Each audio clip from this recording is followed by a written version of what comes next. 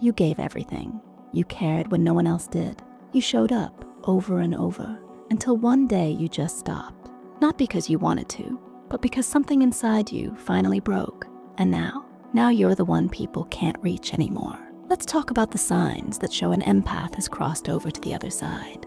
Number 1, you stop explaining yourself. There was a time when you would pour your heart out, trying to make people understand your feelings. You'd write long messages, have late-night conversations, do whatever it took to be heard. But now, silence feels easier. You've learned that most people don't actually want to understand. They want you to be convenient. So you stopped wasting your breath on explanations that fall on deaf ears. When someone asks what's wrong, you just say nothing, even when everything is falling apart inside. The emotional labor of making someone care finally became too heavy to carry. Number 2, your phone stays silent by choice. Remember when you used to check your messages constantly? When you'd respond within minutes because you didn't want anyone to feel ignored the way you felt ignored? That version of you is gone. Now your phone sits face down for hours, sometimes days. Notifications pile up and you feel nothing. It's not that you're busy.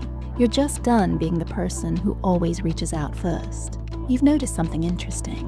When you stop initiating, most conversations simply end, and that tells you everything you need to know about where you actually stood in people's lives. Number 3, you've mastered the art of surface-level connection. You can smile, laugh, and seem completely present while sharing absolutely nothing real about yourself. It's like you've built a glass wall around your inner world. People think they know you, but they only know the version you allow them to see. You've become skilled at asking questions, redirecting attention, keeping things light. Because you've learned that vulnerability is just another word for giving someone ammunition they'll eventually use against you. The real you stays locked away where it's safe from betrayal. Number 4, you no longer feel guilty for prioritizing yourself. This one hits different. Empaths are raised on guilt. You felt bad for saying no, for having boundaries, for not sacrificing yourself on the altar of everyone else's needs. But something shifted. You started noticing how the people who demanded the most from you gave back the least.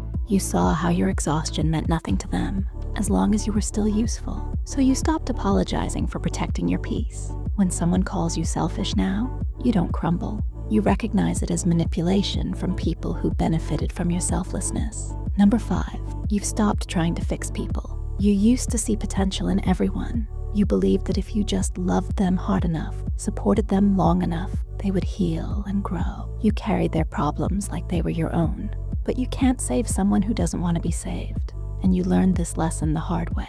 Now when you see someone struggling, you feel sympathy, but not responsibility. You've realized that everyone has to walk their own path, and you're no longer willing to carry anyone on your back while they refuse to use their own legs. Number 6, your energy has become selective. There was a version of you that gave energy to anyone who asked. Friends, family, strangers. It didn't matter. Your door was always open, your shoulder always available. But constant giving without receiving left you empty. Now you guard your energy like it's the most valuable thing you own, because it is. You've learned to recognize energy vampires from a distance. The people who only call when they need something.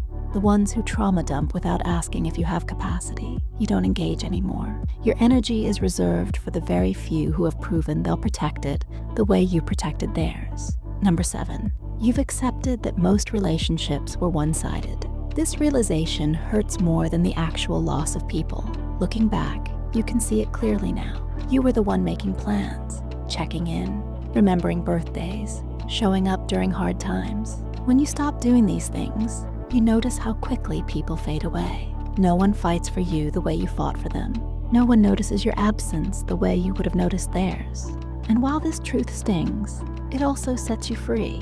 You're no longer investing in connections that were always built on your effort alone. Number 8, you choose. Loneliness over fake connection. Most people fear being alone, but you've discovered something they haven't. Loneliness is better than being surrounded by people who make you feel lonely. You'd rather sit in silence than pretend to enjoy shallow conversations with people who don't really see you. Your tolerance for fake friendship has dropped to 0. You've been through enough to know that quality matters infinitely more than quantity. An empty room feels more honest than a crowded space full of people who wouldn't be there if you stopped performing. Number 9, You've built walls that actually protect you. Empaths are told their sensitivity is a gift, but no one mentions how much it costs. You've felt every emotion in the room like it was your own. You've absorbed pain that wasn't yours to carry. You've been used as an emotional dumping ground by people who never once asked how you were doing. So you built walls, real ones, not to keep everyone out, but to keep yourself safe until someone proves they deserve access to the real you. And you're no longer ashamed of these walls. They're not cold, they're smart. Number 10, you've stopped believing in closure. You used to need answers. Why did they leave? What did you do wrong? How could they treat you that way after everything? You'd replay conversations, analyze text messages, search for the moment it all fell apart.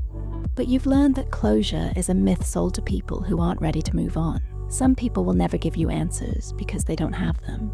Or worse, they don't think you deserve them. So you create your own closure now. You decide the story is over. You stop waiting for apologies that aren't coming and explanations that wouldn't satisfy you anyway. Number 11, your empathy now comes with boundaries. Here's what people misunderstand. Becoming avoidant doesn't mean you stop caring. You still feel deeply. You still notice when someone is hurting. The difference is, you no longer set yourself on fire to keep others warm. You can hold space for someone's pain without absorbing it. You can offer support without sacrificing your own stability. Your empathy evolved from a weakness people exploited into a strength you control. You give from your overflow now, not from your reserves. Number 12, you've learned that not everyone deserves your story. You used to be an open book. You shared your struggles, your trauma, your healing journey, thinking that vulnerability would create deeper connections. Sometimes it did. Most times it became gossip, judgment, or something people used to undermine you later. You've learned to be more selective about who gets access to your story. Not everyone has earned the right to know your wounds. Not everyone can be trusted with your truth. So now you share strategically with people who've demonstrated they can handle your heart with care. Number 13, you're okay with being misunderstood. People who knew the old, you don't recognize this version. They call you cold, distant, changed. They're right about one thing, you have changed. But what they see as coldness is actually self-preservation. What looks like distance is really discernment. You've stopped explaining your transformation to people who benefited from your brokenness. Let them misunderstand.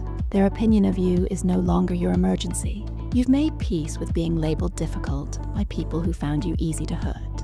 Number 14, you've realized that healing isn't linear, and that's fine. Some days you feel strong, boundaried, completely healed from your past. Other days, the old empath rises up, and you feel everything all over again. You've stopped judging yourself for this.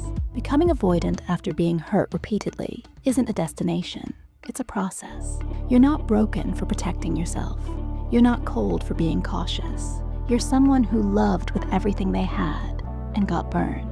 And now you're learning to love differently, starting with yourself. Number 15, you know you can't go back, and you don't want to. The old you is gone. And honestly, that's not a bad thing. That version of you gave until they were empty. This version knows their worth. That version accepted crumbs. This version demands respect or walks away. You can't unsee what you've seen or unknow what you've learned. And while part of you misses the innocence of believing everyone had good intentions, you wouldn't trade your awareness for anything. You've been transformed by your pain, and there's power in that. So here's the truth nobody tells you. Sometimes the kindest people become the most guarded, not because they stopped caring, but because they finally started caring about themselves. If this resonated with you, hit that subscribe button, drop a comment, and tell me which sign hit the hardest for you. Was it number 7? Number 12? I want to know your story. And if you found value in this, share it with someone who needs to hear that protecting your peace isn't selfish, it's survival.